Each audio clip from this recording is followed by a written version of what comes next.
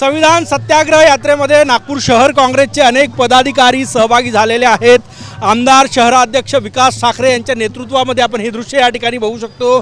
मोठ्या संख्येने शहर कार्यकारिणीतले काँग्रेसचे पदाधिकारी जे आहे ते या ठिकाणी सहभागी झालेले आहेत। भाऊ काय सांगणार, शहराची मोठी कार्यकारिणी दिसते, ही पदयात्रा पुढे गेली। मला वाटते की जे वर्ध्यापर्यंत चालत येणारे पदयात्री आहे यांना टप्प्याटप्प्याने समोर करण्याचा आमची जिम्मेदारी आहे आणि नागपूर शहराच्या हद्दीपर्यंत आम्ही लोक जाणार, नंतर आम्ही वर्ध्याला डायरेक्ट जाणार आहोत। तर आमचे प्रांताध्यक्ष हर्षवर्धन दादा सपकाळ, तुषारजी गांधी यांच्या नेतृत्वात ही यात्रा निघालेली आहे। 2 ऑक्टोबरला या यात्रेचं समापन वर्धा येथे आहे आणि टप्प्याटप्प्याने 20-20 किलोमीटर जात तिथे लोकांचा संदेश देत ही यात्रा समोर जाणार आहे। निवडणुकांमध्ये फायदा होईल, आता निवडणुकांचा काळ आहे। मला वाटतं निवडणुकांचा नाही, या यात्रेचा काही संबंध नाही।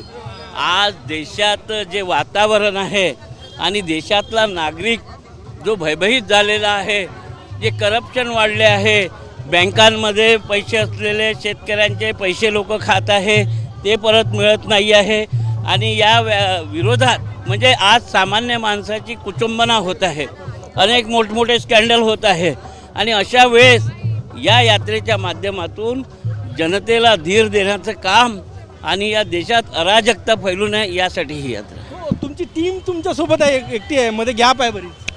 नाही, यात्रेकरू आहेत आणि त्यांना धक्काबुक्की नाही, कारण की त्यांना तिथपर्यंत जायचं। आम्ही पॉलिटिकल लोक आहोत, परंतु या यात्रेमध्ये जे यात्रेकरू आहेत ते गांधी विचारधारेचे लोक आहेत, त्यांना धक्कामुक्की होऊ नये आणि म्हणून त्यांच्या समर्थनाला आम्ही मागे जाऊ। आपण बघू शकतो शहर काँग्रेसची ही संपूर्ण टीम, गिरीश पांडव, संजय महाकळकर या ठिकाणी आहेत, अतुल कोटेजा जी आहे आणि सगळी टीम जी आहे ती या पदयात्रेत शहर काँग्रेसची सहभागी झालेली आहे। कॅमेरामॅन सचिन सयामसह गजान नुमाटे, TV9 मराठी, नागपूर।